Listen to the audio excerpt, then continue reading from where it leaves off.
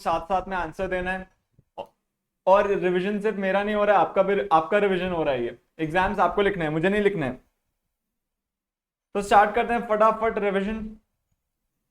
सबसे पहले डिमांड क्या है? तो हमें पता था डिमांड तीन चीजों से बनती है। क्या क्या था? Desire, willingness plus means. मतलब हमारे पास डिजायर होना चाहिए, पैसे होने चाहिए, और विलिंगनेस होना चाहिए कि हम इस पैसे को यूज करने वाले हैं अपने डिजायर को पूरा करने के लिए। फिर हमने किया था determinants of demand.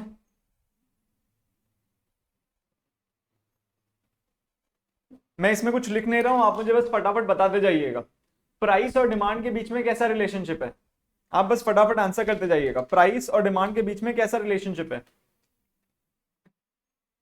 Inverse relationship है। इनवर्स इनवर्स इनवर्स, एकदम करेक्ट। प्राइस और डिमांड। गुड मॉर्निंग सर, हाय कृष्णा। तो कृष्णा जी, हम रिवीजन कर रहे हैं, तो आप साथ में ज्वाइन कर सकते हैं। आपको जितना पार्ट आपको, आपने अगर बैकअप किया है तो आप साथ में ज्वाइन कर सकते हैं। नहीं तो कोई वरीज नहीं, जैसे रिवीजन कंप्लीट होए उसके बाद में हम नया टॉपिक स्टार्ट करने वाले हैं, तो आप साथ में वो टॉपिक कवर कर सकते हैं। ओके। तो आज ये डिटर्मिनेंट्स ऑफ डिमांड में हमने फर्स्ट डिटर्मिनेंट किया प्राइस। प्राइस और डिमांड के बीच में इनवर्स रिलेशनशिप है, मतलब प्राइस बढ़ा डिमांड कम, प्राइस कम हुआ डिमांड बढ़ गया, ऐसा उल्टा रिलेशनशिप है उसके बाद उन दोनों के बीच में। फिर नेक्स्ट हमने देखा था price of related goods.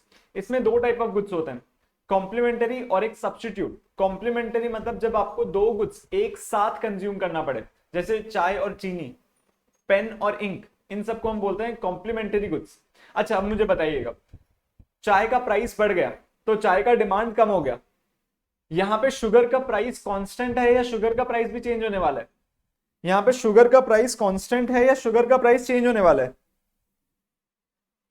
Sugar का प्राइस, हाँ प्राइस कांस्टेंट है ना, उसका डिमांड कम हो जाएगा। प्राइस तो कांस्टेंट है, शुगर का प्राइस कांस्टेंट है, लेकिन उसका डिमांड कम हो जाएगा।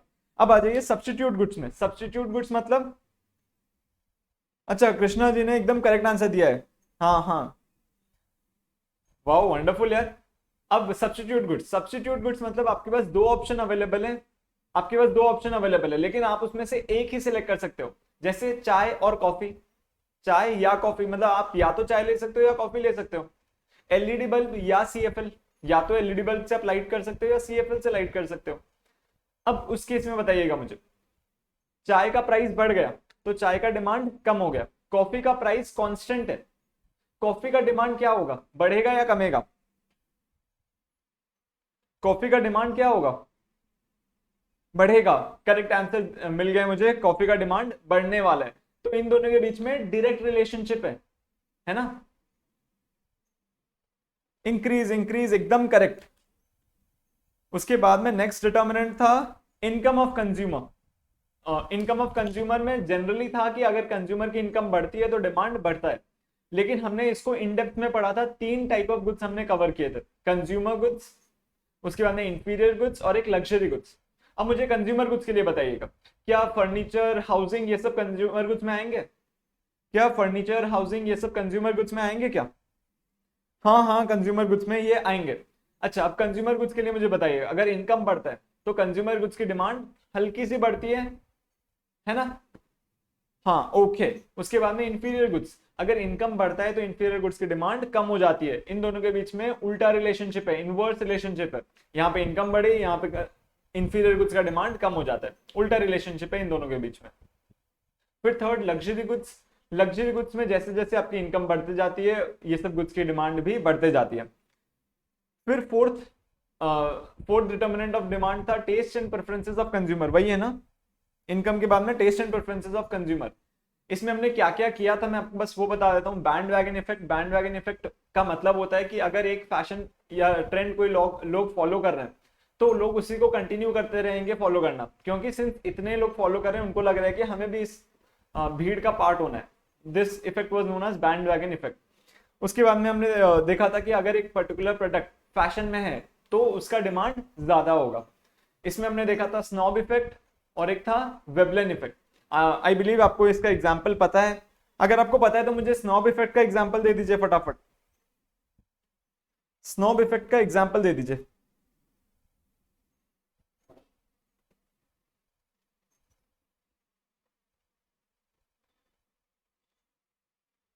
Royal Enfield and Harley Davidson एकदम करेक्ट आंसर है। और वेबलन इफेक्ट का?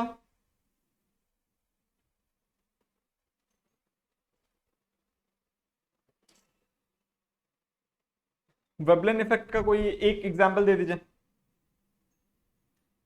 रोल्स रॉयस, ठीक है। तो वेबलन इफेक्ट का मतलब होता है कि जब हम कोई गुड्स बाय करते हैं सो दैट हमारा सोशल स्टेटस इंक्रीज हो, उसको हम बोलते हैं वेबलन इफेक्ट। और स्नॉब इफेक्ट क्या होता है, जब एक पर्टिकुलर प्रोडक्ट बहुत ज्यादा डिमांड में होता है तो कुछ लोगों को लगता है यार मैं ये प्रोडक्ट खरीदूंगा तो मेरा भी स्टेटस कम हो जाएगा, या फिर मैं मेरे बीच में और इन लोगों के बीच में फर्क क्या रह जाएगा, तो वो ऑल्टरनेटिव खोजते हैं। This effect was known as snob effect. BMW एकदम करेक्ट, लग्जरी कार्स और एनी अदर आइटम, ओके।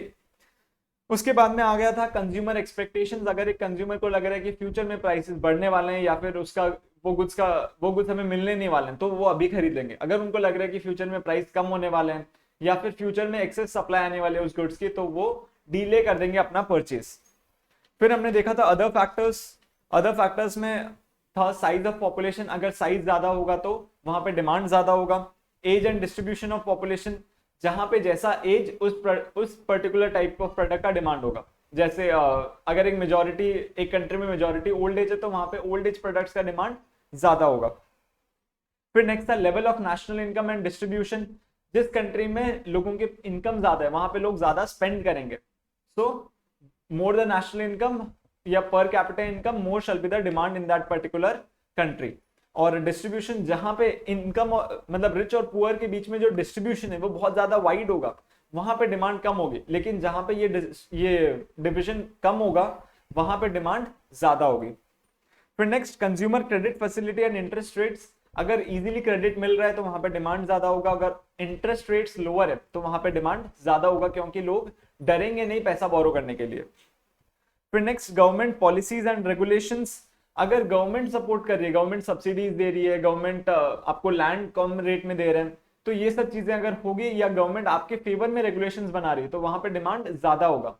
नहीं तो वहां पे डिमांड कम हो जाएगा। अगर गवर्नमेंट समझ लीजिए कुछ बैन लगा रही है या फिर कुछ एक्स्ट्रा ड्यूटीज लगा रही है तो वहां पे डिमांड कम हो जाएगी। फिर नेक्स्ट हमने किया था, इतने ही थे हमारे डिटर्मिनेंट्स ऑफ डिमांड। फिर नेक्स्ट हमने किया था थ्योरी ऑफ डिमांड या फिर लॉ ऑफ डिमांड।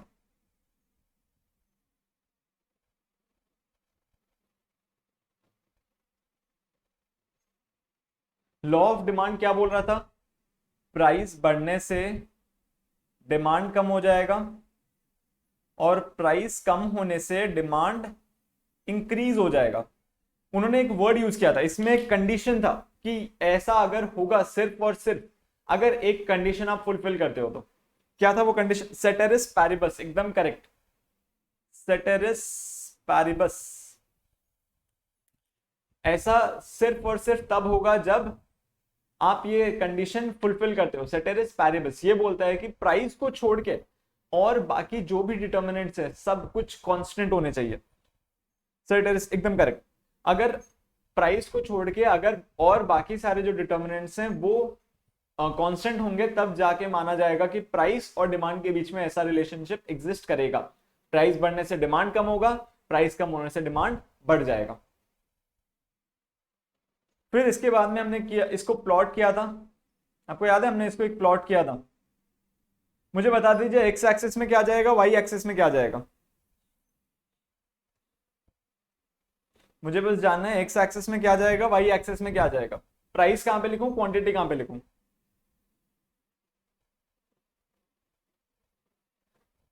बताइए फटाफट, वाई में क्या जाएगा।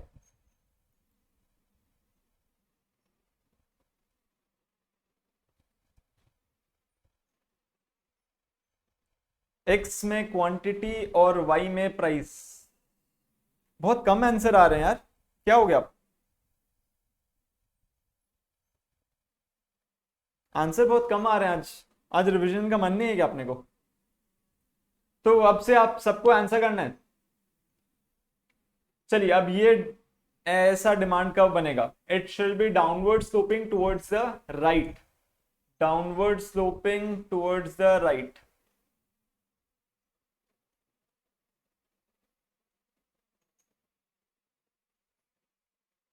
ऐसा दिखेगा अपना demand curve, it should be downward sloping towards the right. इसके बाद में हम कर रहे थे, मैंने आपको एक डिमांड फंक्शन बताया था कि डिमांड फंक्शन हम डिराइव करते हैं y equals to m x plus c से। तो क्या आप मुझे बता सकते हैं वो इक्वेशन क्या था जो हमने बनाया था, q इज इक्वल्स टू, हमने नोट किया हुआ, आप नोटबुक रेफर कर सकते हो, इन केस आपको याद नहीं आ रहा था, नोटबुक रेफर कर सकते हो, अलाउड है। आपको याद है कि हमने क्या बनाया था, q is equals to a minus b p, एकदम करेक्ट, जहां पे b is equals to slope and a is equals to vertical intercept. तो इट इज प्रोबेबल कि आप ये क्वेश्चन अपने एग्जाम में देखो, ऐसा बहुत चांसेस है कि आपको ये वाला क्वेश्चन एग्जाम में मिल जाए।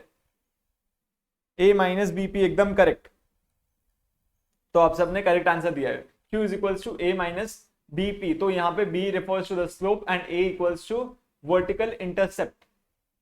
उसके बाद में हम कर रहे थे rational of law of demand.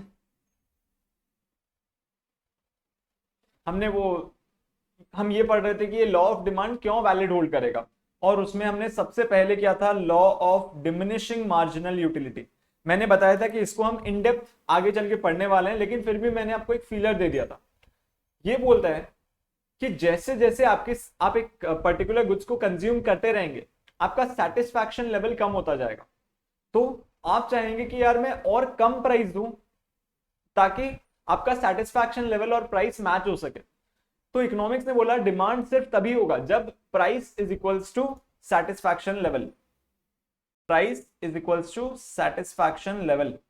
इसमें मैंने आपको वो पिज्जा वाला एग्जांपल लिया था हमने, सेटिस्फैक्शन लेवल। तो सिर्फ जब price is equals to satisfaction level, उस टाइम तक अपना डिमांड चलता जाएगा।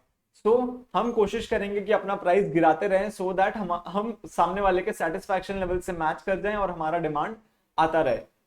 This was known as law of diminishing marginal utility. तो हमने इसको इन डेप्थ में आगे चल के पढ़ना है, लेकिन फिर भी हमने वो एक एग्जाम्पल ले लिया था और फीलर क्या था कि ये है क्या, वो हमने समझ लिया था। फिर नेक्स्ट हमने किया था प्राइस इफेक्ट।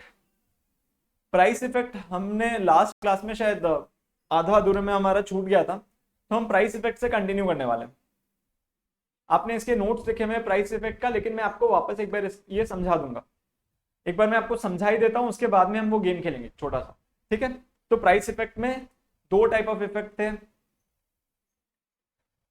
ये किसने समझाया था, आपको याद है क्या?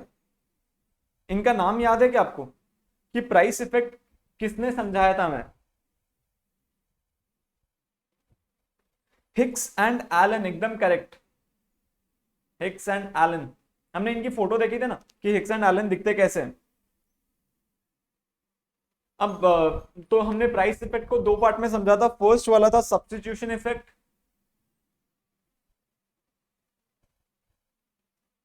और नेक्स्ट था price effect, sorry income effect.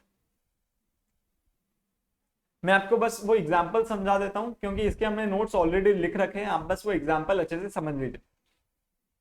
अब सब्स्टिट्यूशन इफेक्ट के पहले बात करते हैं। मान लीजिए कि आप पेप्सी 10 रुपए में एक पेप्सी का बॉटल खरीद सकते थे। पेप्सी का ऑल्टरनेटिव है कोका कोला, दोनों आपको रिफ्रेशमेंट प्रोवाइड करता है। यहाँ पे हम उनका यूटिलिटी देखते हैं, टेस्ट वगैरह सब कुछ मैटर नहीं करता। यहाँ पे सिर्फ मैटर करता है कि ये प्रोडक्ट हमारे लिए क्या काम करके दे रहा है। तो यहाँ पे ये हमारा मतलब हमें फ्रेशनेस दे रहा है, हमारा प्यास बुझा रहा है। तो पेप्सी और कोका कोला दो ऑल्टरनेटिव्स हैं। अब पेप्सी का प्राइस है ₹10। अब यहाँ पे क्या हुआ, पेप्सी कंपनी को लगा कि यार सिंस अपना प्रोडक्ट सुपीरियर है, उन्होंने प्राइस को 10 से बढ़ा के कर दिया ₹12। और यहाँ पे कोका कोला का प्राइस ₹10 ही है। कोका कोला का प्राइस ₹10 ही है, लेकिन पेप्सी ने अपना प्राइस 10 से कर दिया 12। तो हिक्स और एलन जी के हिसाब से उन्होंने बोला लोग पेप्सी और कोका कोला से टेस्ट के बीच में डिफर नहीं करते, उन्हें चाहिए बस हमारा प्यास बुझ जाना चाहिए, हमें वो रिफ्रेशमेंट मिल जानी चाहिए। तो लोग क्या करेंगे, शिफ्ट कर जाएंगे पेप्सी से कोका कोला। लोग बोलेंगे कि यार दोनों ही अपने को रिफ्रेशमेंट प्रोवाइड करते हैं, तो लोग यहां से चले जाएंगे कोका कोला में, पेप्सी से शिफ्ट कर जाएंगे कोका कोला में, शिफ्ट। तो पेप्सी का डिमांड कम हो जाएगा, क्योंकि पेप्सी वाले जो थे वो शिफ्ट कर गए कोका कोला में। तो यहां पे जैसे ही प्राइस बढ़ी, डिमांड कम हो गया। डिमांड क्यों कम हुआ?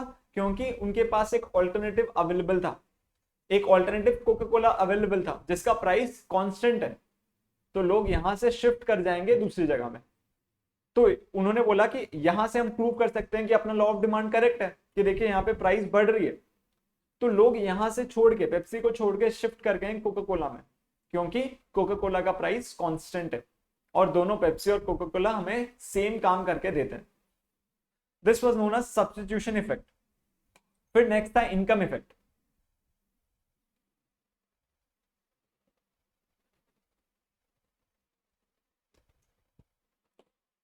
मान लीजिए कंज्यूमर की इनकम है 10,000,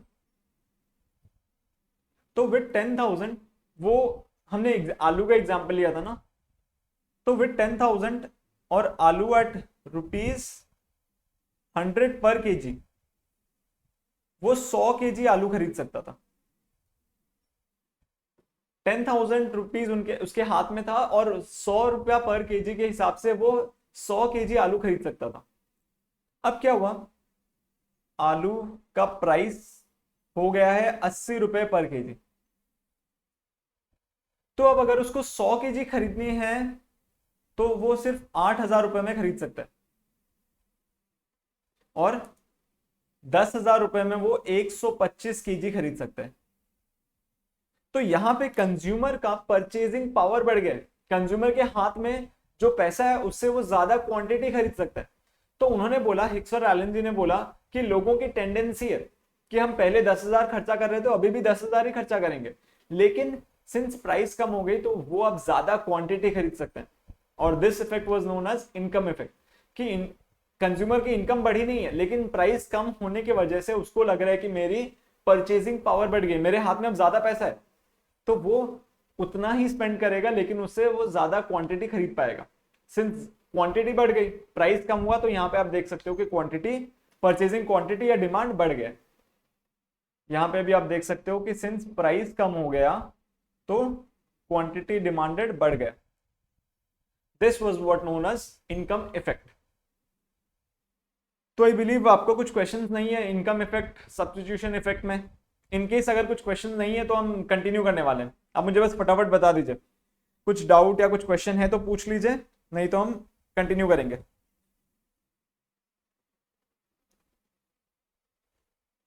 no doubts, no doubts, okay. तो रेडी आप एक छोटा सा गेम के लिए? आज कुछ मॉनेटरी रिवॉर्ड नहीं मिलने वाला है, ऐसे तो आप यार मुझे कंगाल कर दोगे। तो कोई मॉनेटरी रिवॉर्ड नहीं है आज, बस एक इंटरेस्टिंग गेम है। ओके, तो आप तैयार हैं इस गेम के लिए? रूल्स एकदम ध्यान से सुनिएगा। और आपको आज एक लॉटरी टिकट पिक करना है, आपको बहुत सारे ऑप्शंस दिए जाएंगे, आपको उसमें से एक लॉटरी टिकट पिक करना है। ओके, तो स्टार्ट करते हैं। एक बड़ा सारा बॉक्स है, उसमें बॉल्स भरे हुए हैं, कलर बॉल्स हैं। ऐसे टोटल 90 बॉल्स इस बास्केट में डाले गए, ऐसे टोटल 90 बॉल्स इस बास्केट में डाले गए। आपको डेटा दिया गया है कि जो ब्लू बॉल्स हैं वो 30 हैं इसमें, और ग्रीन बॉल्स हैं और येलो बॉल्स हैं। 3 कलर्स के बॉल्स हैं, ब्लू, ग्रीन, येलो। ब्लू जो बॉल है वो 30 क्वांटिटीज हैं, ग्रीन और येलो की क्वांटिटी बताई गई नहीं है। तो आप मुझे बता सकते हो ग्रीन और येलो मिला के कितने होंगे? ग्रीन और येलो मिला के कितने बॉल्स होंगे? 60 एकदम बेसिक मैथ्स था कि ये दोनों को मिला के 60 बॉल्स हैं। तो आपको यही डेटा दिया हुआ है, अब आपको इससे अपना सिलेक्शन करना है, इतना ही डेटा आपको दिया हुआ है। अब देखिएगा, आपको 2 लॉटरी के टिकट्स मिल रहे हैं, आप उसमें से एक सिलेक्ट कर सकते हो। 60 एकदम करेक्ट। तो अब आपको 2 लॉटरी के टिकट्स मिलने वाले हैं, आप उसमें से एक ही सिलेक्ट कर सकते हो। तो मैं आपको यहां पे दिखाता हूं क्या है वो lottery. Lottery blue green yellow, lottery 1 lottery 2, ये लॉटरी है $1000 की। मन से इमेजिन कीजिए कि $1000 मिलने वाले हैं। ऐसे मन में इमेजिन कीजिएगा, अपने मन में सोच लीजिएगा कि अगर मैंने करेक्ट सिलेक्शन किया तो $1000 मेरे पास मेरे पॉकेट में आने वाले हैं।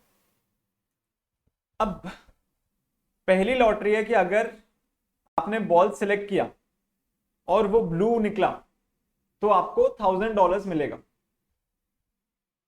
और ग्रीन या येलो निकला तो कुछ भी नहीं मिलेगा।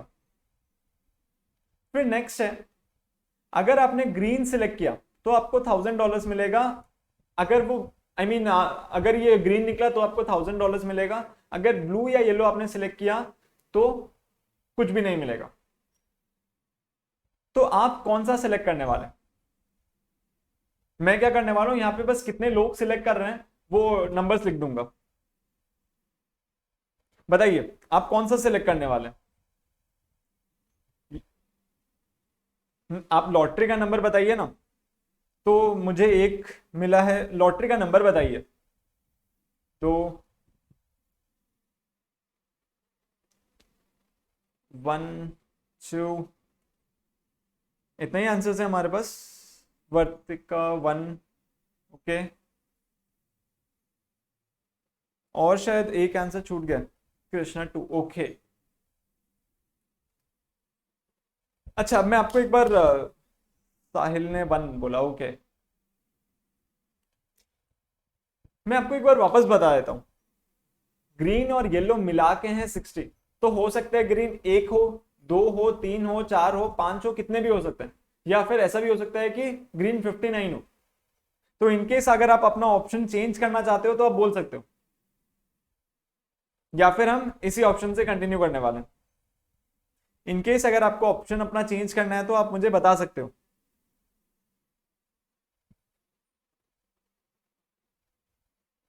कंटिन्यू करने वाले हैं, कंटिन्यू कंटिन्यू, ओके। तो आप किसी को ऑप्शन चेंज नहीं करना है। तो हमारे पास वोट्स हैं, ब्लू 3 लोगों ने सिलेक्ट किया है और ग्रीन 4 लोगों ने सिलेक्ट किया है। तो अब मैं बताता हूं कि आपने क्या मेंटालिटी यूज करके सिलेक्ट किया है। जिन्होंने ब्लू सिलेक्ट किया है उनको पता था कि यहाँ पे जो हमारा विनिंग का प्रोबेबिलिटी है वो है 30/90, मतलब 1/3 है प्रोबेबिलिटी। यहाँ पे हमारा ब्लू में हमारा प्रोबेबिलिटी है 1/3। और जिन्होंने ग्रीन वाला सेकेंड लॉटरी सिलेक्ट किया, वहां पे आपने कुछ प्रोबेबिलिटी का कॉन्सेप्ट नहीं लगाया। वहां पे आपने ये सोचा है कि यार तुक्का लगाते हैं, अगर पॉसिबल है कि ग्रीन 50 भी होए, 58 भी होए। लेकिन आपने वो वाला पार्ट नहीं सोचा, ग्रीन 1-2 बॉल्स भी हो सकती है। तो यहां पे आपने बेट प्लेस किया है, वेजर लगाया है। यहां पे आपने कुछ प्रोबेबिलिटी का कॉन्सेप्ट अप्लाई नहीं किया। तो इकोनॉमिक्स ने बोला, मतलब अब मैं बता दूं इकोनॉमिक्स ने क्या बोला। इकोनॉमिक्स ने बोला मेजॉरिटी लोग सिलेक्ट करेंगे जो रैशनल होंगे, जो रैशनल होंगे वो सिलेक्ट करेंगे लॉटरी 1, और जो बेट प्लेस कर रहे होंगे या फिर जो वेजर लगा रहे होंगे वो सिलेक्ट करेंगे लॉटरी 2। तो आपको डिसऑर्डर होने की जरूरत नहीं है, ये कॉन्सेप्ट थोड़ा अब्सर्ड है। अब उन्होंने बोला कि हम और एक एक्स्ट्रा चीज टेस्ट करना चाहते हैं। आपने ये लॉटरी 1 लॉटरी 2 चेक कर लिया। अब उन्होंने बोला सेम लोगों को हम और 2 लॉटरी का ऑप्शन देना चाहते हैं, वो है लॉटरी 3 और लॉटरी 4। लॉटरी 3 और लॉटरी 4। अब इसके कंडीशन सुनिएगा। उन्होंने बोला अगर आपने, मतलब मैंने उस कंटेनर से एक बॉल निकाली, अगर वो ब्लू या फिर येलो निकला, या तो ब्लू या फिर येलो निकला तो आप जीत जाएंगे। लेकिन अगर वो ग्रीन निकला तो आप नहीं जीतेंगे।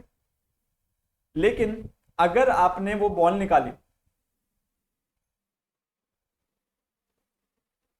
और अगर वो ग्रीन या येलो निकला तो आप 1000 जीत जाएंगे, और अगर वो ब्लू निकला तो आप नहीं जीतेंगे। तो इस सिचुएशन में आप कौन सा सिलेक्ट करना चाहेंगे, लॉटरी 3 या लॉटरी 4? मैं आपको एक सेकंड आप उससे पहले बताएं, मैं आपको और एक बार बता देता हूं। जैसे यहां पे प्रोबेबिलिटी देखिएगा, यहां पे विनिंग प्रोबेबिलिटी है, यहां पे विनिंग प्रोबेबिलिटी हमें डिफाइन नहीं है, लेकिन यहां पे हम पता कर सकते हैं हमारा विनिंग प्रोबेबिलिटी है 2/3। तो अब बताइए आप आंसर। चलिए मेरे पास आंसर आ गए हैं।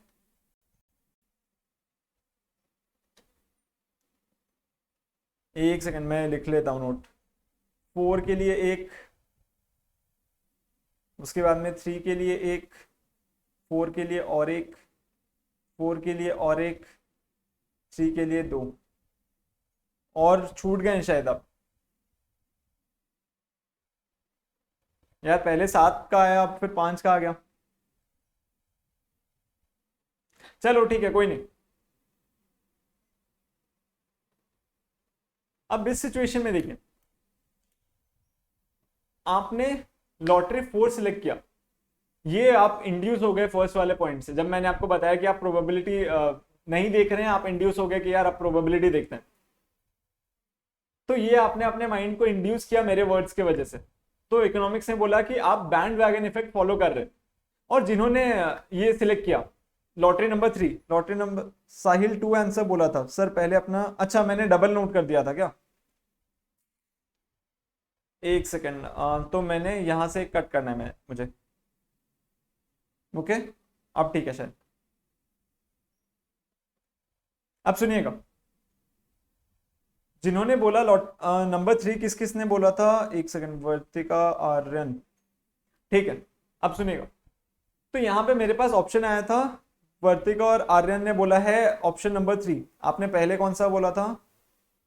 1 1, ठीक है, एकदम करेक्ट है। आपने जैसा बोला था वही रैशनल थिंग आपने अप्लाई किया।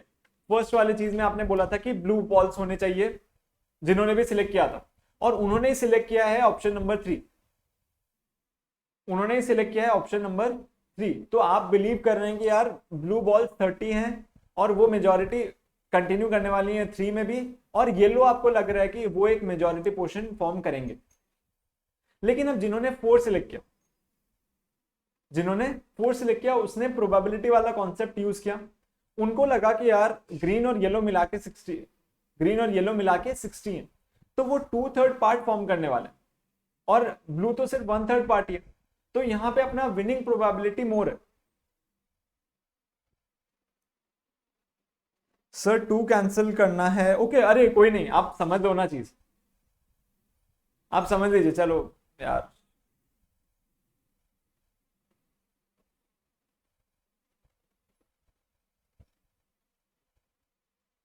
ठीक है, तो अब कंक्लूजन ड्रॉ करते हैं। हो गया, अब जो था आपने सिलेक्ट किया, आप कंक्लूजन ड्रॉ करते हैं। ऑप्शंस क्या क्या हो सकते हैं? आपने 1 और 3 सिलेक्ट किया, 1 और 4 सिलेक्ट किया, 2 और 3 सिलेक्ट किया, 2 और 4 सिलेक्ट किया। ये 4 ऑप्शंस हो सकते हैं। उन्होंने बोला उस बेसिस में हम कंक्लूड करते हैं कि कौन रैशनल है कौन इरैशनल है। ये एक साइंटिफिक एक्सपेरिमेंट हुआ था, उसके बेसिस में उन्होंने ये कंक्लूजन निकाला। तो 1 और 3 में फर्स्ट देखिए, आपने सिलेक्ट किया ब्लू फर्स्ट वाले में, और आपने सेकंड वाले में भी सिलेक्ट किया ब्लू। तो इसका मतलब आपको भरोसा है कि यार ब्लू एक 1/3 फॉर्म करता है, और आप बिलीव कर रहे हो कि येलो 1/3 एटलीस्ट फॉर्म करेगा, so that probability at least comes to 2/3। क्योंकि आप 3 और 4 कंपेयर कर रहे थे और आपको लगा कि यार येलो भी 1/3 पार्ट फॉर्म करेगा। तो यहां पे आप प्रोबेबिलिटी प्लस बेट वेजर दोनों अप्लाई कर रहे थे, तो उन्होंने बोला ऐसे लोग रैशनल हैं। तो आप जज कर लीजिएगा अपने बेसिस में कि आप रैशनल हो या इरैशनल। उसके बाद में 1 और 4 आपने ब्लू सिलेक्ट किया था फर्स्ट वाले में, नेक्स्ट वाले में आप सिलेक्ट कर रहे हो ग्रीन और येलो। तो आपने सिर्फ और सिर्फ प्रोबेबिलिटी के बेसिस में सिलेक्ट किया है, तो उन्होंने बोला ये भी रैशनल है। आपने सिर्फ और सिर्फ प्रोबेबिलिटी के बेसिस में फॉलो किया, तो ये भी रैशनल है। उन्होंने बोला एक रैशनल ह्यूमन बीइंग ऐसे ही करने वाला है। फिर जिन्होंने 2 और 3 सिलेक्ट किया, जिन्होंने 2 और 3 सिलेक्ट किया, उन्होंने बोला ये बिल्कुल भी रैशनल नहीं है, ये लोग सिर्फ वेजर प्लेस कर रहे हैं। क्योंकि 2 के केस में आप देखो, आप प्रोबेबिलिटी नहीं काउंट कर सकते हो, और 3 के केस में भी आप प्रोबेबिलिटी काउंट नहीं कर सकते हो। आपने एक अंदाजा लगाया, तो आप एक बेट प्लेस कर रहे हो, एक वेजर लगा रहे हो। तो उन्होंने बोला ये इररेशनल है। इररेशनल मतलब नॉर्मल लोगों से हटके, नॉर्मल लोग ऐसे नहीं करेंगे। इकोनॉमिक्स के हिसाब से, इकोनॉमिक्स जो मतलब जो पाथ बता रही है, बोले कि आप लोग इकोनॉमिक्स के पाथ के हिसाब से काम नहीं कर रहे। फिर नेक्स्ट जिन्होंने 2 और 4 सेलेक्ट किया, तो उन्होंने बोला कि आप पहले वेजर वाला पार्ट में भी थे, अब आप प्रोबेबिलिटी भी अप्लाई कर रहे हैं, तो आप इंड्यूस हो गए, आप इंड्यूस्ड हो गए हो। तो उन्होंने बोला इस सिचुएशन में भी आप रैशनल हो, प्लस आप बैंड वैगन इफेक्ट से अफेक्ट हो रहे हो। ये है कंक्लूजन। तो देख लीजिए आप अपने हिसाब से कौन रैशनल है, कौन इरैशनल है, और आप कैसे इंड्यूस हो रहे हो। ठीक है, तो मोस्ट प्रोबेबली शायद वो फर्स्ट वाले गेम जितना इंटरेस्टिंग नहीं है, बट इसमें कुछ कंक्लूजन ड्रॉ करने वाली बात थी कि आप अपना थिंकिंग कैपेसिटी कैसे लगा रहे हैं, कि आप बेट प्लेस कर रहे हैं या फिर प्रोबेबिलिटी माइंड में कैलकुलेट कर रहे हैं, कैसे आप प्लेस कर रहे हैं।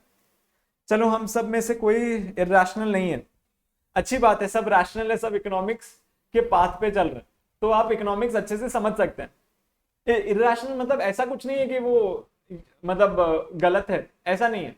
इरैशनल मतलब कि आप जो नॉर्मल पाथ है उसको छोड़ के अलग पाथ पे चल रहे हैं। जो नॉर्मल पाथ है, जो नॉर्मल टेंडेंसी एक नॉर्मल ह्यूमन बीइंग का, आप उसको छोड़ के एक अलग पाथ पे चल रहे हैं, तो गलत नहीं है। यहाँ पे कोई भी थिंकिंग गलत या सही नहीं है।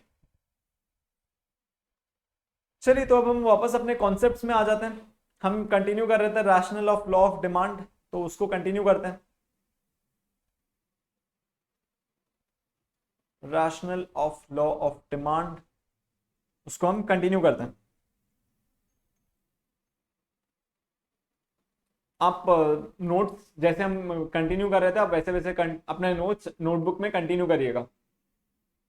थर्ड पॉइंट है अराइवल ऑफ न्यू कंज्यूमर्स।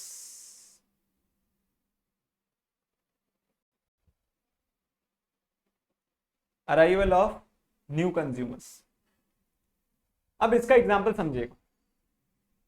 मान लीजिए ये टेस्ला है, टेस्ला रोडस्टर, और इसका प्राइस टेस्ला कंपनी ने रखा है ₹60 लाख। इसका प्राइस उन्होंने रखा है ₹60 लाख। अब क्या हुआ, उन्होंने सर्वे किया, एक सर्वे किया कि पता करने के 60 लाख में कितने लोग खरीद सकते हैं ये कार को। तो उनको पता चला कि इंडिया में अगर वो 60 लाख में ये कार को बेचते हैं, तो वो इसके 10,000 पीसेस बेच सकते हैं। 60 लाख में अगर वो सेल करते हैं, तो 10,000 पीसेस इस कार के बेच सकते हैं ऑल ओवर इंडिया। अब उनको लगा कि यार हमें ये जो नंबर है उसको बढ़ाना है। तो फर्स्ट ऑप्शन उनके सामने आया कि हम इसके प्राइस को कम कर देते हैं। तो इसके प्राइस को कम करेंगे तो कितने लोग खरीदने को तैयार हो जाएंगे। तो उन्होंने मार्केटिंग किया, एक सर्वे किया, लोगों से पूछा कि हम इसका प्राइस कम कर देंगे तो आप खरीदने को तैयार होंगे क्या। तो सबसे क्वेश्चन किया गया, तो कंज्यूमर्स का आंसर ये आया कि सिंस अगर प्राइस कम होगा, अभी हम 60 लाख में अफोर्ड नहीं कर सकते उसको। टेस्ला के बारे में सबने सुना था, इलेक्ट्रिक कार है, उसके फीचर्स के बारे में सुना था, फिर इसका ब्रांड के बारे में सुना था, तो सबको लगा कि यार ये कार अपने पास होनी चाहिए। लेकिन वो अपने मतलब उनकी जो लिमिटेड इनकम थी उससे अफोर्ड नहीं कर सकता। तो उनको लगा अगर ये प्राइस कम कर देंगे हम, समझ लीजिए उन्होंने प्राइस कर दिया 40 लाख, तो पहले जो 60 लाख में अफोर्ड कर सकते थे वो तो खरीदेंगे, प्लस अब जो 60 लाख अफोर्ड नहीं कर सकते थे, जो 40 लाख अफोर्ड कर सकते हैं, जिनकी इनकम उस लेवल की है, मतलब पहले मान लीजिए जो 60 लाख में खरीदने वाले थे उनकी पर इनकम है 1 करोड़, सो दैट वो 60 लाख में ये कार खरीद लेंगे। अगर उन्होंने इस प्राइस को कम करके 40 लाख कर दिया, तो जिनकी इनकम मान लीजिए 60 लाख भी है, वो भी इस कार को अफोर्ड कर पाएंगे। तो उनको पता चला, उन्होंने जो सर्वे किया उससे पता चला कि अब 50,000 पीसेस हम बेच सकते हैं। तो सिंस उन्होंने प्राइस कम किया, तो जो पहले अफोर्ड नहीं कर सकते थे वो भी अब इस कार को अफोर्ड कर पाएंगे, and they will also buy this product. तो ऑटोमेटिकली डिमांड बढ़ जाएगी। डिमांड क्यों बढ़ेगी? क्योंकि जो पहले जिनके प्राइस के रेंज में नहीं था, जो इतना कमा नहीं पा रहे थे, या फिर जो इसको अफोर्ड नहीं कर पा रहे थे। सिंस अगर प्राइस कम हो गई तो वो भी इसको अफोर्ड कर पाएंगे एंड ऑटोमेटिकली डिमांड बढ़ जाएगी। This part is known as arrival of new consumers. तो अराइवल ऑफ न्यू कंज्यूमर्स, आपने प्राइस कम किया, नए कस्टमर्स आपके गुड्स खरीदेंगे तो ऑटोमेटिकली डिमांड विल इंक्रीज। अब इसके अंदर आप नोट लिख लीजिए, इसमें बहुत कुछ समझाने वाला पॉइंट था नहीं, मतलब ये तो एकदम रैशनली चीज है ना कि हाँ ऐसा तो होएगा ही। इसके अंदर आप नोट लिख लीजिए, when the price of product decreases, the consumers who earlier could not afford the product, when the price of product decreases, the consumer who earlier could not afford the product can now afford it. Thus, the overall demand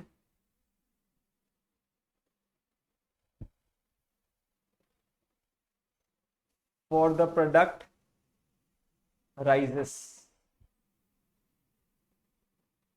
तो यहां पे price कम हुई और demand बढ़ गया। Demand क्यों बढ़ा? क्योंकि जो पहले अफोर्ड नहीं कर सकते थे वो अब उस प्रोडक्ट को अफोर्ड कर लेंगे, तो ऑटोमेटिकली डिमांड बढ़ गई, अब ज्यादा लोग उस प्रोडक्ट को खरीदेंगे। आपने ये नोट कर लिया, when the price of product decreases, the consumers who earlier could not afford the product can now afford it. Thus, the overall demand for the product rises. Okay. और एक दो ओके आ जाए तो हम कंटिन्यू करने वाले हैं।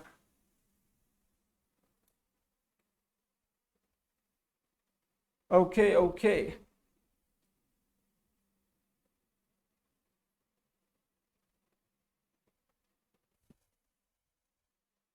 चलिए अब फोर्थ पॉइंट है। ओके ओके, तो सबने नोट कर लिया आई बिलीव। Different uses.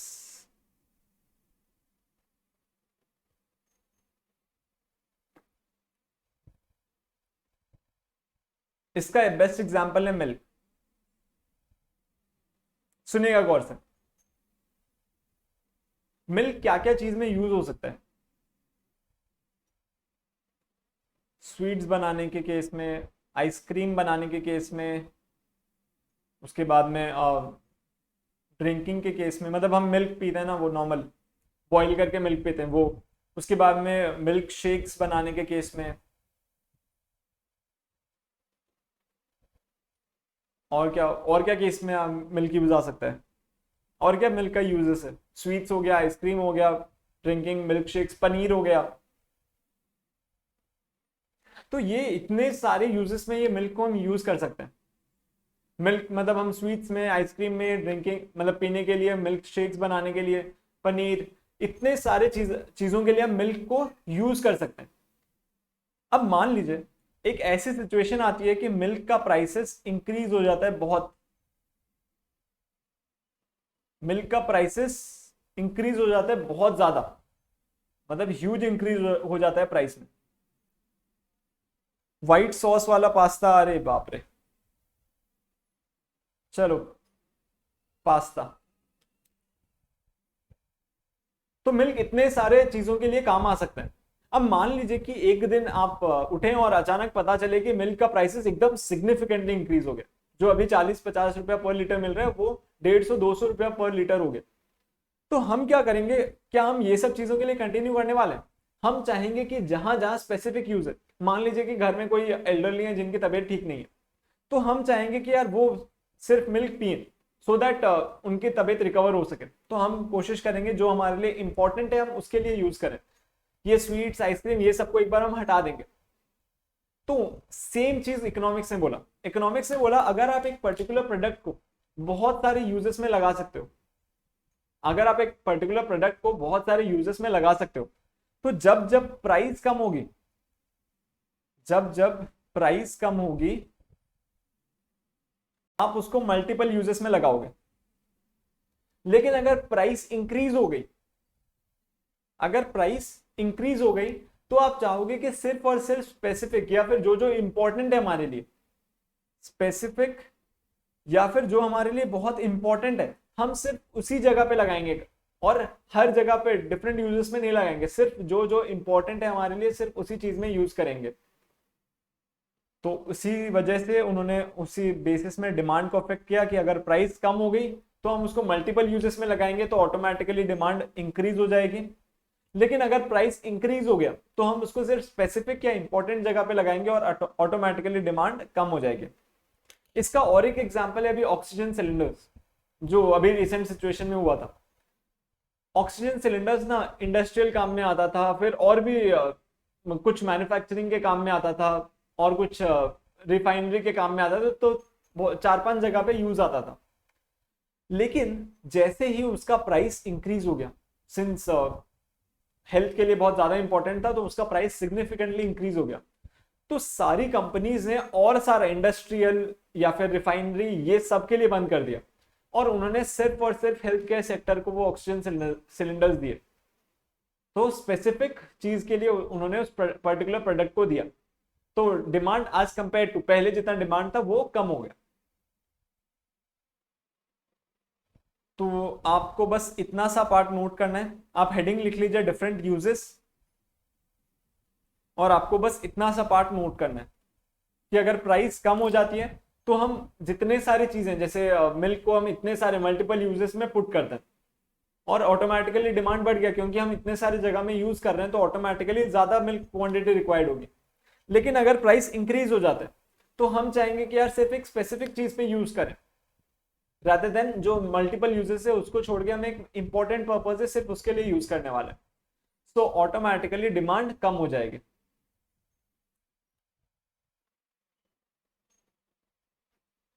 आपने नोट कर लिया इतना सा पार्ट?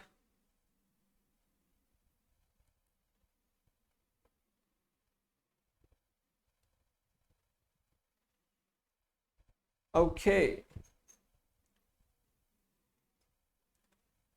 और एक ओके आ जाए तो हम कंटिन्यू करेंगे। ओके ओके, ठीक है। तो rational of law of demand क्या बताता है? वो बताता है कि ये लॉ ऑफ डिमांड क्यों ट्रू होल्ड करता है, कि किस रीजन की वजह से प्राइस बढ़ने से डिमांड कम होता है।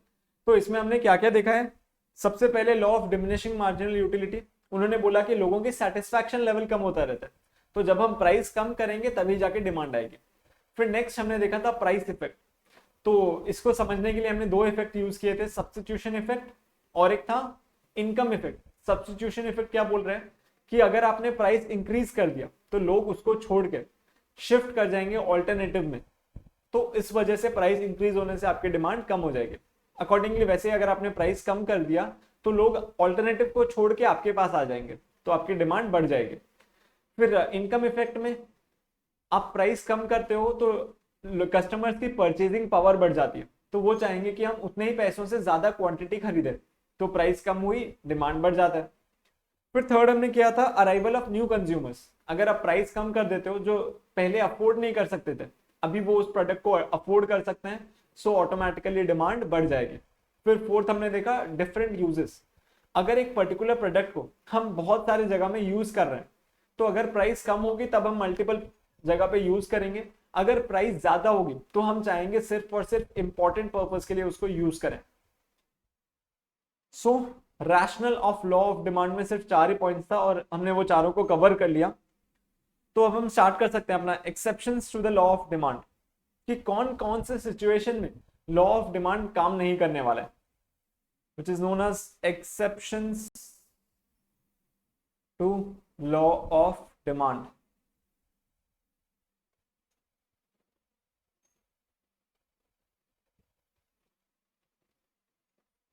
एंड फर्स्ट है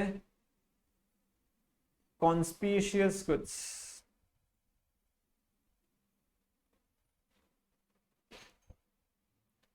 कॉन्स्पिशियस का मतलब होता है लग्जरी गुड्स, या फिर जो गुड्स जो एक स्टेटस ऐड करते हैं, वैल्यू ऐड करते हैं। जैसे कि मान लीजिए diamond, gold, sports car, luxury cars, Vilas, boats, I mean जो याचेस या लग्जरी बोट्स, वो सब। तो ये सब गुड्स ना आपका एक स्टेटस ऐड करते हैं। कंस्पिशियस गुड्स को माना जाता है कि जो गुड्स आपका स्टेटस बढ़ाते हैं, वो गुड्स जो एक स्टेटस बढ़ाते हैं आपका, बताते हैं कि यार ये बंदा एक बहुत ज्यादा रिच है या फिर इसका सोसाइटी में स्टेटस बहुत बड़ा है, उन सब गुड्स को हम बोलते हैं कॉन्स्पिशियस गुड्स। तो कॉन्स्पिशियस गुड्स के बारे में उन्होंने बताया कि जब जब प्राइस इंक्रीज होगा और कम लोग उसको अफोर्ड कर पाएंगे, प्राइस इंक्रीज होगा तो और कम लोग अफोर्ड कर पाएंगे, तो जो जो रिच लोग हैं ना, वो चाहेंगे कि हम इसको और ज्यादा ज्यादा खरीदें, तो अकॉर्डिंगली उसकी डिमांड बढ़ेगी। तो जो रिच लोग हैं वो चाहेंगे कि हमारा स्टेटस यार बना हुआ रहना चाहिए, या फिर हम सबको दिखा सके कि यार हम कौन है, हमारा स्टेटस क्या है, हमारा सोशल प्रेस्टीज क्या है। तो उस केस में जब जब इन डायमंड की, गोल्ड की, स्पोर्ट्स कार की प्राइस बढ़ती है तो ज्यादा लोग खरीदने वाले, या फिर जो रिच हैं वो ज्यादा क्वांटिटी में खरीदेंगे, सो दैट वो सबको बता सकें कि यार हमारा सोशल स्टेटस क्या है। तो यहाँ पे कुछ अलग होता है कि अगर प्राइस बढ़ता है तो यहाँ पे डिमांड इंक्रीज होता है। तो आप इसके अंदर नोट कर लीजिए, conspicuous goods are goods which display the social status of the consumer. Thus, when prices of these goods increase,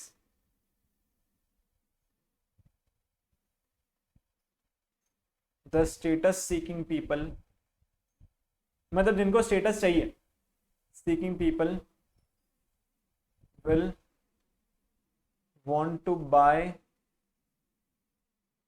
more quantity so as to display their social prestige। तो conspicuous goods क्या हैं? वो goods हैं जो बताते हैं कि यार हमारा सोशल स्टेटस क्या है। तो जब भी प्राइस इंक्रीज होगा तो जो रिच पीपल हैं या जो स्टेटस दिखाना चाह रहे हैं वो चाहेंगे कि यार हम और ज्यादा क्वांटिटी खरीदें, सो दैट हम बता सके सोसाइटी में यार कि हमारी वैल्यू क्या है, हमारा प्रेस्टीज क्या है। आप वो लिखने के बाद में ये एग्जाम्पल्स लिख लीजिएगा।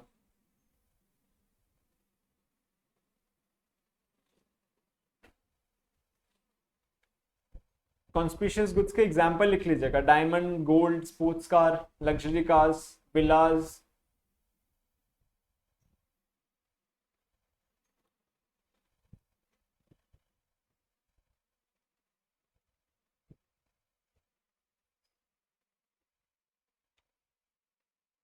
ओके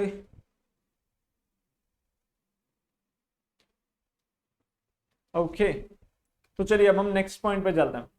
ये सब अब बहुत छोटे छोटे पॉइंट्स है, आपने ऑलरेडी जो मेजर पोर्शन था ना, लॉ ऑफ डिमांड क्या होता है, वो कवर कर लिया। तो अब ये बस बता रहे हैं कि ये लॉ ऑफ डिमांड क्यों ट्रू होल्ड करता है, वो था रैशनल। अब ये बता रहे हैं कि लॉ ऑफ डिमांड कौन कौन से सिचुएशन में काम नहीं करने वाला है, तो वो है एक्सेप्शंस। तो काम नहीं कर रहा है मतलब यहाँ पे प्राइस बढ़ने से डिमांड बढ़ेगा, प्राइस कम होने से डिमांड कम होगा। फिर नेक्स्ट है गिफन गुड्स।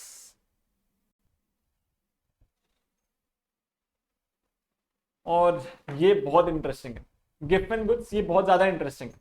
तो ध्यान से सुनिएगा, सर रॉबर्ट गिफन एक स्कॉटलैंड के साइंटिस्ट थे, इकोनॉमिस्ट थे। तो उन्होंने एक एक्सपेरिमेंट रन किया, तो उन्होंने उसी बेसिस में इस थ्योरी को अपना नाम दे दिया। सर रॉबर्ट गिफन ने गिफन गुड्स बताया कि क्या है ये फिनोमिनन क्या है। तो ध्यान से सुनिएगा उनका एक्सपेरिमेंट क्या था। तो सर रॉबर्ट गिफन, इनकी दाढ़ी वाड़ी बना देते हैं।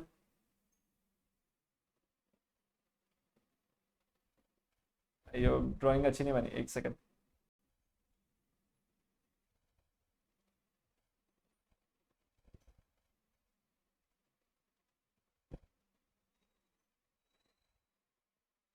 वो साइंटिस्ट लोग होते हैं ना, ऐसे दाढ़ी वाड़ी बना के रखते हैं। तो ये थे सर रॉबर्ट गिफन। अब इन्होंने एक्सपेरिमेंट के लिए क्या किया, वो एक यूके के एक गांव में गए, यूके के एक विलेज में गए जहां पे झोंपड़ी वगैरह ये सब थी।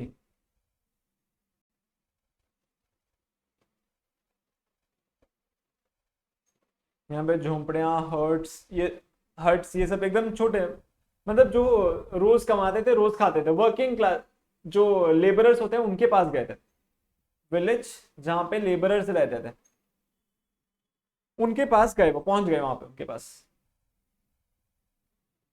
और उन्होंने उसको बोला, उन लोगों को बोला कि यार मैं इकोनॉमिस्ट हूँ, और उस टाइम इकोनॉमिस्ट का बहुत ज्यादा क्रेज होता था।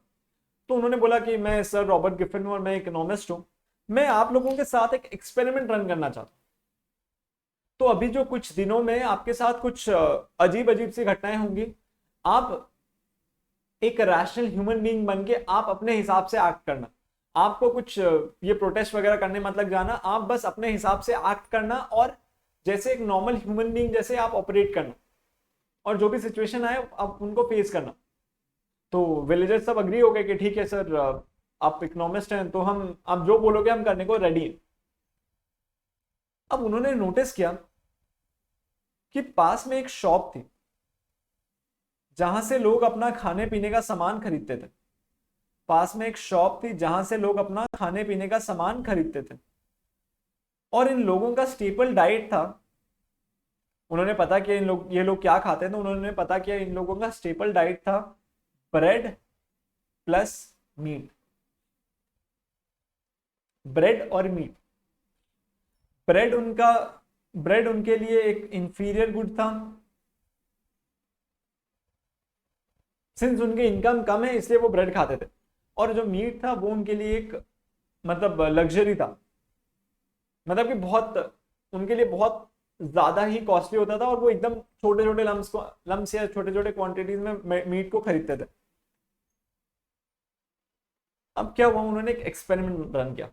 वो पता करना चाहते थे कि यार मैं अगर ब्रेड का प्राइसेस बढ़ाता हूं तो पूरे इन लोगों पे क्या इफेक्ट आता है। उनका ऑब्जेक्टिव था, उनको पता करना था कि if I increase the bread prices of bread, if I increase the price of bread, what shall be the effect।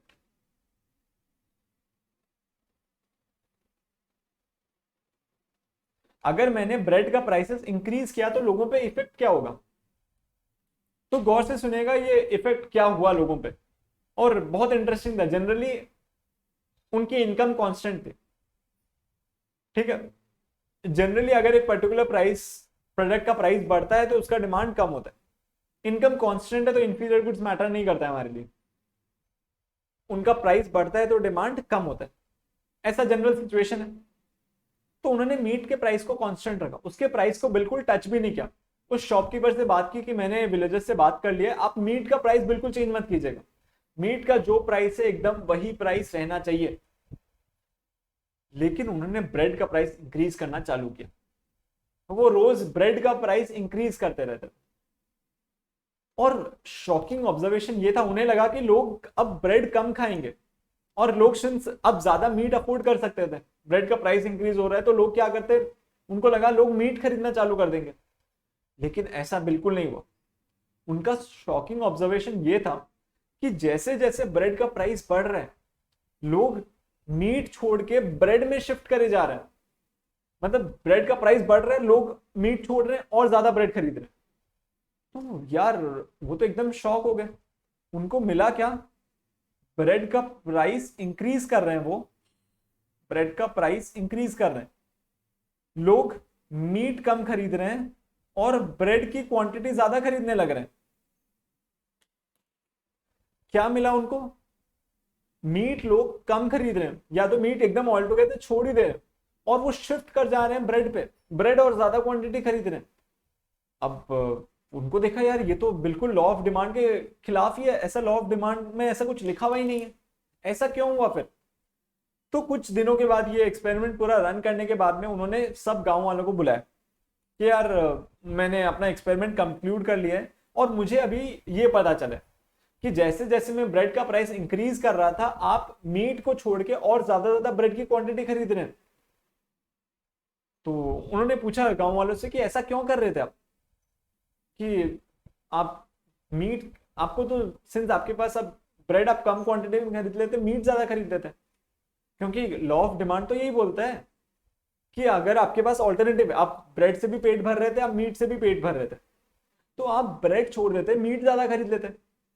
तो सुनिएगा उन लोगों ने क्या बोला, ये जो गांव वाले हैं, गांव वालों ने क्या बोला सर रॉबर्ट गिफन को,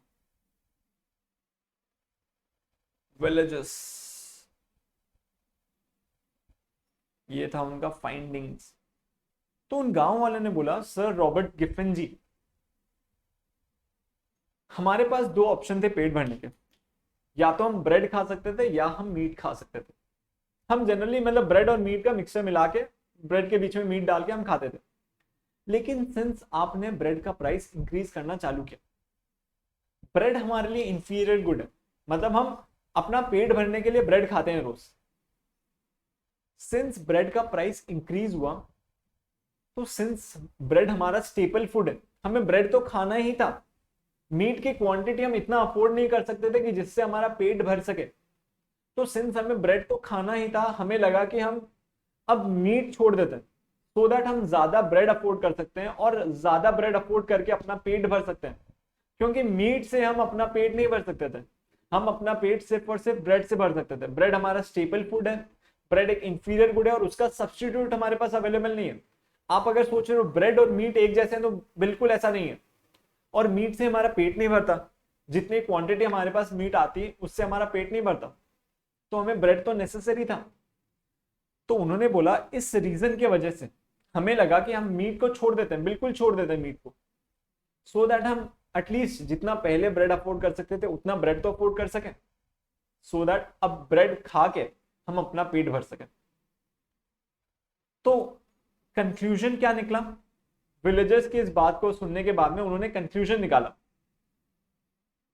कि ब्रेड इनके लिए एक इंफीरियर गुड है। मतलब अगर इन लोगों की इनकम बढ़ गई तो ये ब्रेड खाना छोड़ देंगे। फिर ब्रेड का कोई सब्स्टिट्यूट अवेलेबल नहीं है, फॉर ब्रेड का सब्स्टिट्यूट, अयो ऐसा नहीं लिखना चाहिए, no substitute for bread was available. उन्होंने बोला मीट हमारे लिए सब्स्टिट्यूट नहीं है ब्रेड का, no substitute for bread was available, कोई क्लोज सब्स्टिट्यूट, उन्होंने बोला ब्रेड का कोई क्लोज सब्स्टिट्यूट हमारे पास है ही नहीं, मीट कोई सब्स्टिट्यूट नहीं है उसका। फिर थर्ड उन्होंने बोला कि हम एक मेजर पोर्शन स्पेंड कर देते हैं, a major portion of our income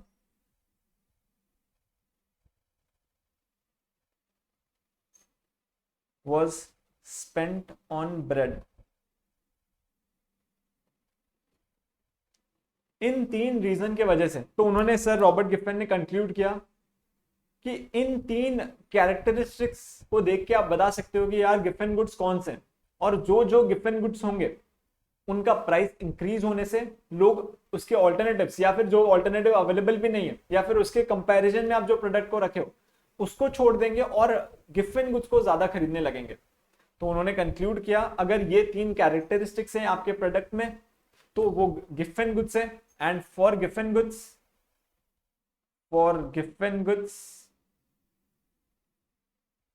price increase होने से डिमांड इंक्रीज होगा। ये था उनका फाइनल कंक्लूजन। तो पूरे एक्सपेरिमेंट रन किया उन्होंने और एक्सपेरिमेंट से उनको ये कंक्लूजन मिला, और ये उन्होंने अपना एक्सेप्शन बनाया कि ये है रॉबर्ट गिफन गुड्स, मतलब सर रॉबर्ट गिफन ने अपना ये कंक्लूजन बनाया। तो यहां पे हेडिंग दे देते हैं कंक्लूजन। तो आप इसको एक बार फटाफट नोट कर लीजिए सो दैट हम बुक से पढ़ सकें।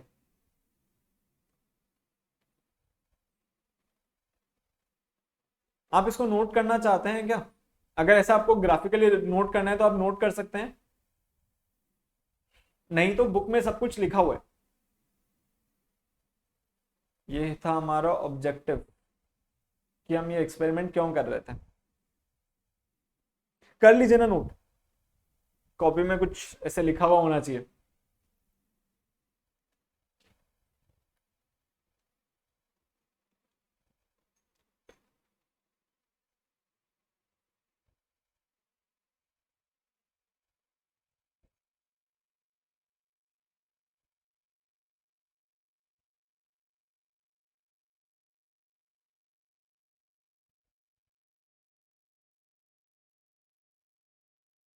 और ये नोट हो जाए तो मुझे बता दीजिएगा, ताकि मैं और इसको स्क्रॉल कर दूं, मतलब इसको ऊपर ले जाऊं।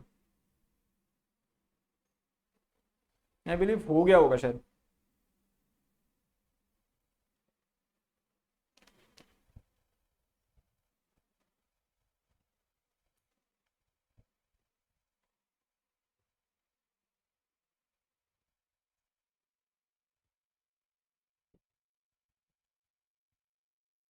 हो गया है ना ये नोट?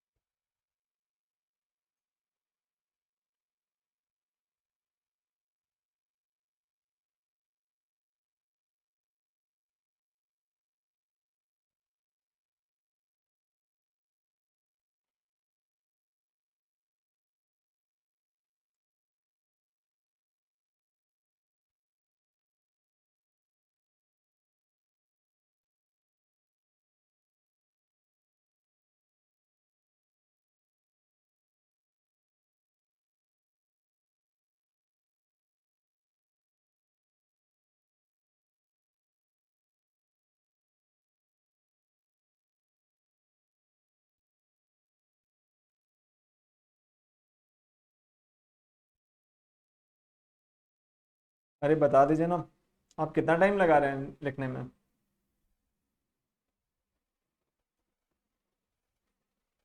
हुआ क्या ये?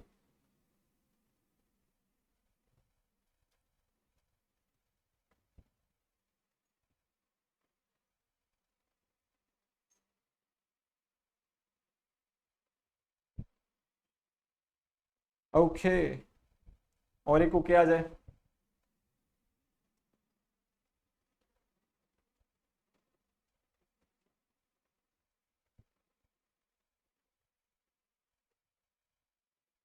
ओके ओके, तो सबने नोट कर लिए? तो आपके कुछ क्वेश्चंस हैं इससे रिलेटेड, या फिर हम एक बार बुक से डिस्कस कर लेते हैं? चलिए एक बार बुक से डिस्कस कर लेते हैं, उसके बाद में आपके क्वेश्चंस होंगे वो ले लेंगे।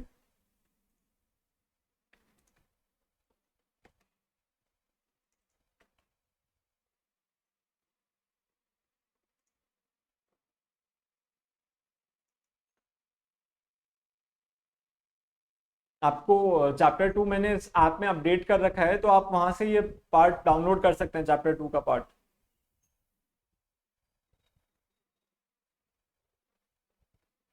उस ऐप में स्टडी मटेरियल में ये वाला पार्ट है, आप वहां से डाउनलोड कर लीजिएगा। रिवीजन के लिए काम आएगा, उसमें फोटोज वगैरह आप देख सकते हो कैसे इसमें फोटोज वगैरह डाले हुए हैं।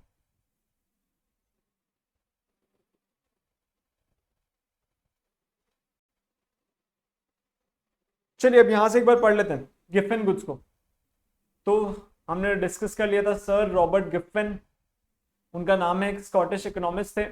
वो जानना चाहते थे कि अगर मैंने ब्रेड का प्राइसेस इंक्रीज किया तो ब्रिटिश वर्कर्स क्या करने वाले।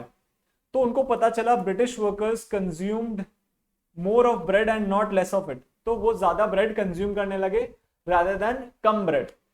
तो वहां पे उनको पता चला यार ये तो एक्सेप्शन है, मतलब लॉ ऑफ डिमांड यहाँ पे काम नहीं करेगा अपना। तो दिस हैपेंड, उन्होंने पता किया ऐसा क्यों हो रहा है, because of the prices of bread went up, it cause such a large decline in the purchasing power of the poor people. Bread का प्राइस बढ़ा तो यार उनको लगा कि और कुछ अफोर्ड नहीं कर सकते, अपना पेट भरने के लिए उन्होंने सब कुछ छोड़ दिया, मतलब मीट वगैरह सब कुछ छोड़ के और ब्रेड को ज्यादा खरीदने लगे, सो दैट वो अपना पेट पूजा कर सकते हैं, मतलब अपना पेट भर सकते हैं उसके लिए। Since bread, even when its price was higher, than was still the cheapest food. Since bread, even when its price was higher, was still the cheapest food. thus people consumed more of it and not less। तो हमने ये पूरा experiment उन्होंने कैसे run किया था मैंने आपको बता दिया, तो आप वहां से रेफर कर सकते हैं। तो हमने ये पूरा आपको जब भी बुक में लेगी तो आप इसको मार्क करके इसमें लिख लीजिएगा रेफर नोटबुक पेज नंबर, और अभी आप अपने नोटबुक में लिख लीजिए रेफर बुक पेज नंबर 26। आपने जहां पे ये गिफन गुड्स लिखा है उसके हेडिंग में लिख लीजिए, जैसे आपने यहाँ पे लिखा है गिफन गुड्स का हेडिंग दिया है ना आपने, यहाँ पे लिख लीजिए refer book page number 26, so that cross reference बना हुआ रहे। आप डायरेक्टली कभी गिफन गुड्स रिवाइज कर रहे हैं तो आप यहां से आपने पूरा देख लिया और वहां पे एक बार रीडिंग कर लेंगे तो तुरंत फटाफट आपका गिफन गुड्स रिवाइज हो जाएगा। अब उन्होंने बोला कि ऐसा मतलब गिफन गुड्स पता करने के लिए 3 प्री कंडीशंस होने चाहिए। फर्स्ट, वो इंफीरियर गुड होना चाहिए, वो अभी हमने देख लिया, it should be a inferior good. तो वो हमने देखा कि ब्रेड एक इंफीरियर गुड्स है। अगर इन लोगों की इनकम बढ़ेगी तो वो ब्रेड को छोड़ देंगे, खाना कंज्यूम करना कम कर देंगे या फिर छोड़ देंगे। Lack of close substitute, bread का कोई क्लोज सब्स्टिट्यूट उनके पास अवेलेबल भी नहीं था। उन्होंने बोला ब्रेड और मीट हमारे लिए एक सब्स्टिट्यूट नहीं है, ब्रेड और मीट, ब्रेड अलग चीज है हमारे लिए, मीट अलग चीज है, तो क्लोज सब्स्टिट्यूट अवेलेबल नहीं है। फिर next, must constitute a substantial portion of the buyers income. तो ये भी हमने देखा था कि सिंस ये लोग लेबर क्लास थे तो ये लोग जितना कमा रहे थे मेजर पोर्शन उनको खाने में स्पेंड करना पड़ता था, तो मेजर अमाउंट उनका स्पेंड हो जाता था ब्रेड पे। तो हमने जो तीनों कंडीशंस देखी थी वो तीनों कंडीशंस यहीं पे यही सेम चीज लिखी हुई है, और ये वाली चीज एकदम इंपॉर्टेंट है, ये रेपिटेटिव क्वेश्चन आता रहता है, ये एग्जाम में रेपिटेटिव क्वेश्चन आता रहता है कि क्या क्या प्री कंडीशन है गिवन गुड्स के, और वो ये इन तीनों में से कोई 2 पॉइंट्स लिख देते हैं और थर्ड पॉइंट कुछ रैंडम पुट कर देते हैं, फिर आपको बताना होता है ऑड वन आउट कौन सा है। ठीक है, तो आप इस तीनों पॉइंट को मार्क कर लीजिए और उसको इंपॉर्टेंट लिख लीजिएगा। ये जो तीनों पॉइंट्स हैं आप उनको मार्क कर लीजिए और उनको इंपॉर्टेंट लिख लीजिए, क्योंकि सच में ये वाला पार्ट इंपॉर्टेंट है। ये तीनों पॉइंट्स को मार्क कर लीजिए और उसको इंपॉर्टेंट मार्क कर लीजिए।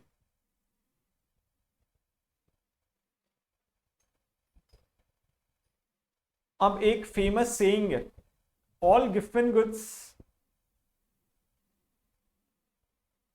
Are inferior goods but all inferior goods are not गिवन गुड्स। तो उन्होंने बोला गिवन गुड होने के लिए एक गुड्स को इंफीरियर होना पड़ेगा, तो मतलब सारे गिवन गुड्स इंफीरियर गुड्स ही होंगे, लेकिन जरूरी नहीं है कि हर इंफीरियर गुड गिवन गुड है। जैसे क्या बोला उन्होंने,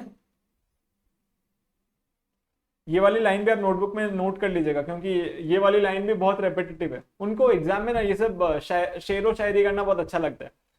तो यही एक शेर है, मतलब एक लाइन है, उन्होंने लिख दी है कि ऑल गिवन गुड्स आर इंफीरियर गुड्स।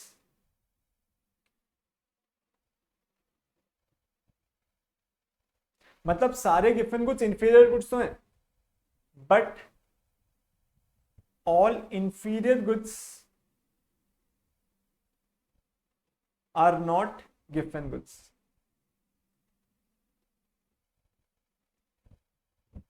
आप ये वाली लाइन नोट कर लीजिएगा वहां पे, और इसको भी इंपॉर्टेंट मार्क कर लीजिएगा। अगर आपके पास हाइलाइटर है तो इस लाइन को हाईलाइट कर लीजिएगा।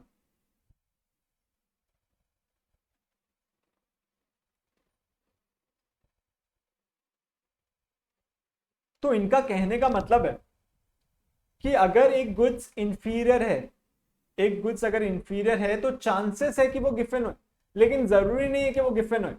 लेकिन अगर एक गुड्स गिवन गुड्स है तो 100% श्योर है कि वो इंफीरियर गुड्स है ही है, क्योंकि गिवन गुड्स का कंडीशन है कि वो उसको इंफीरियर गुड होना चाहिए। जब तक एक गुड इंफीरियर गुड नहीं होगा वो गिवन गुड नहीं हो सकता है। तो ये सेइंग उसी बेसिस में जाती है कि ऑल गिवन goods are inferior goods but all inferior goods are not गिवन गुड्स। ठीक, आपने ये नोट कर लिया तो मुझे ओके टेक्स्ट कर दीजिए। ओके ओके ओके, तो अब बता दीजिए आपका कुछ क्वेश्चन है गिफ्ट एंड गुड्स पे, कुछ डाउट या कुछ क्वेश्चन आपका है, या फिर आज अभी तक जितना हमने डिस्कस किया उस पर कुछ भी क्वेश्चन है, कुछ डाउट है आपका, तो हम वो क्लियर कर लेंगे अभी।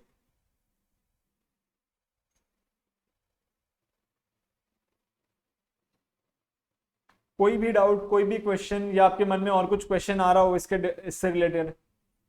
No doubts? क्या भयंकर पढ़ा रहा हूँ यार मैं।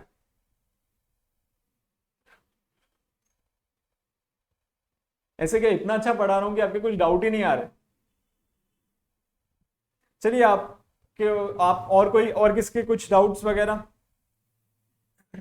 इनकेस कोई डाउट नहीं है तो फिर हमें क्लास यहीं पे एंड करनी पड़ेगी। चलिए तो मैं मान ले रहा हूँ कि अभी कोई डाउट्स नहीं है। ओके, इनकेस अगर आपके कोई डाउट आए, आप अपने बुक से रिवाइज कर सकते हैं, जो बुक आप वहां से डाउनलोड कर सकते हैं। इनकेस कुछ भी डाउट आया तो आप मुझे पर्सनली टेक्स्ट कर सकते हैं, हम वहां पे अपने डाउट्स रिजॉल्व कर लेंगे, या फिर नेक्स्ट क्लास में हम अपने डाउट्स रिजॉल्व कर लेंगे।